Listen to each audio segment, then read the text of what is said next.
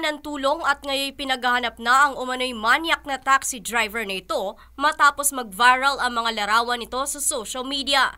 Sa nasabing mga larawan ay pinost ng isang R-Spongy, umano'y boyfriend ng biktima. Kitang-kita kung paanong hinawakan ng naturang taxi driver ang legs ng mismong pasahero nito habang nakaupo sa backseat.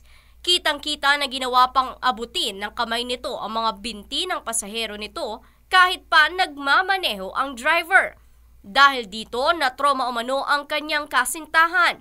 Kaya naman nanawagan si Ponji na tulungan silang mahanap ang umano'y manyakis na taxi driver.